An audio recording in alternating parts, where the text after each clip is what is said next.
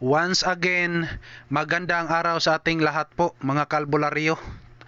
To God be the glory, meron na naman tayong hula-hulaan ngayon, isang Suzuki Celerio 2016 model at isang Hyundai Galloper. So sa tingin ko, kayang-kaya naman ang ating kasama dito ang Galloper. So ang ginawa ko na lang, dito na lang ako nag-focus sa Celerio.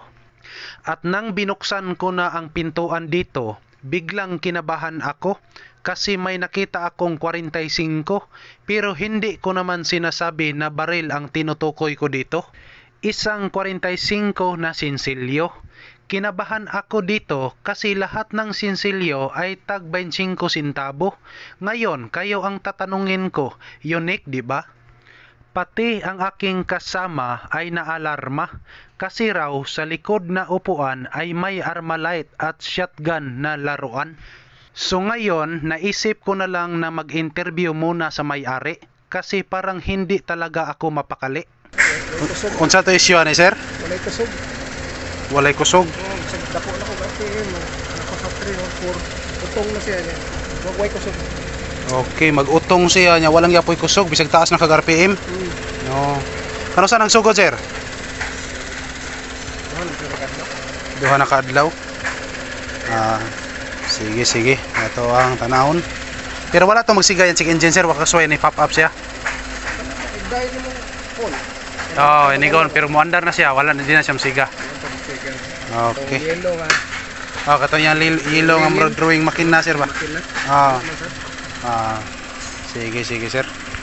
So ngayon, sinimulan ko na ang pagkulitog ko dito. At syempre, ginamitan ko agad ng ating X-ray machine para masiguro ko na talagang walang trouble code na natitira sa ECU. At nang nag-ooperate na ako, ang may-ari lumapit sa akin at nagtanong kung saan ko raw binili ang X-ray machine ko. Sinagot ko naman na andito lang sa Cebu, kilid anang Vicente Soto. At ngayon, nakita kong siya na naman ang parang kinabahan nung nalaman niya na ako ay kauuwi lang galing hospital. At nag-ubo-ubo din ako katulad nito para lang yod siya motoo. Pero sa totoo mga kaalbularyo, excellent and super good condition talaga ang katawan ko. Huwag kayong maghuna-huna ng masama kasi hindi lang sasakyan ang ating ihula-hula. At kung kayo ay may malubhang sakit, huwag kayong mahiyang lumapit. Andito po naman ako, 24/7 ang serbisyo ko. Og pananglit dili gani mo maayo, dahan-dahan na lang kayo sa menteryo. Ito na po mga kaalbularyo, nag-igniter test muna tayo dito. Alam naman natin na kapag bunutin na natin ang sakit nito at pag may reaksyon yan, ibig sabihin nag-function pa rin yan. So ngayon, nakikita naman natin na mukhang okay talaga. Medyo lumigaya ang may-ari kasi raw nang naipacheck niya sa iba, igniter raw ang problema. Iwan ko sa kanila. At ngayon, wala na akong ibang tirada. Straight to the point na po ako dito sa throttle assembly. At yan, nakikita naman ninyo na talagang madumi ang nasa loob nito. Tinuslok-tuslok ko po ito para klaro at kumpirmado po sa inyo. Kasi ang iba magduda pa nga puwerte naman ng klaruha. So hindi na tayo magdugay-dugay pa mga kaalbularyo. I-disconnect na natin ang battery kasi ito naman po ang SOP. At yan, natanggal ko na po. Ngayon ang may-ari ay medyo naniwala na ng konti. Hindi ko naman siya pilitin na ito na talaga ang sanhi. Pero sigurado ako na talagang may tiwala siya sa albularyo ninyo. Kahit kayo, alam ko naman na may 50-50 pa rin ang tiwala nyo. Ibig sabihin, di pa yan sigurado. Ang masasabi ko lang, tapusin nyo lang ang video ko. Kung gusto nyo, magpustaan pa tayo rito. Ang iyong 1,000, pag kayo ay manalo, palitan ko yan ng aking produkto. Kayo pa ang magpili. Kinilkig ba o lana na galing sa Diyos ng buko?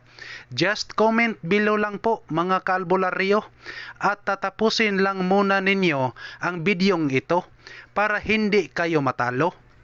Nakikita niyo naman na walang shortcut at daya dito. Ganyan ako ka-honest sa inyo. At yan, dating gawi na naman tayo dito. Pinasirit-sirit ko muna ang butane canister mga kaalbularyo hanggat maubos ang laman nito. At sa ganon, madagdag ko na rin po ang presyo nito doon sa resibo. Mukhang nalingaw din po ang may-ari. Kasi nang nakita niya ako na nagbideo, nagkabikos-bikos ako dito kay lisod kaayo. At nag-offer po siya sa akin na kung maari, siya na lang po ang humawak sa cellphone ko.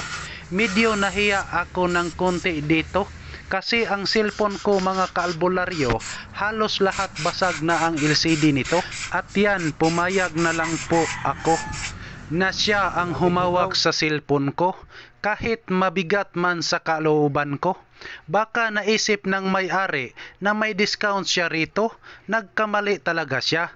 Kung tutuusin, dapat magdoble pa nga ang babayaran niya sa akin kasi ang laman ng cellphone ko, kung titingnan nyo, andon nakastore lahat ang best moment with his girlfriend ng kasama ko. Yun na, nakuha to kanina. So ito na po mga kaalbularyo, binalik ko nang ikabit ang throttle assembly. Nag-usap-usap pa din kami sa may-ari kasi hanggang dito siya pa rin ang ginawa kong kameraman hanggang siya na lang ang mapulan. Ang linis-linis pa ng air filter nito at ngayon paaandarin na natin para makita na ninyo kung sino ang matalo dito. Okay, here we go. Yan. So tingnan natin mga kaalbularyo. Try nating i-road test. So ngayon wala naman tayong nakikita na fault code dito sa X-ray machine natin. I-try na lang nating i-road test kung may kaibahan ba. Sige na. So ito na po mga kaalbularyo, nag-road test na kami. Kasama kami ni Sir ngayon, may-ari. Ayan na po. So ayan na po mga kaalbularyo, problem solved na naman tayo dito. Once again, maraming salamat sa inyong lahat po. At syempre, to God be the glory.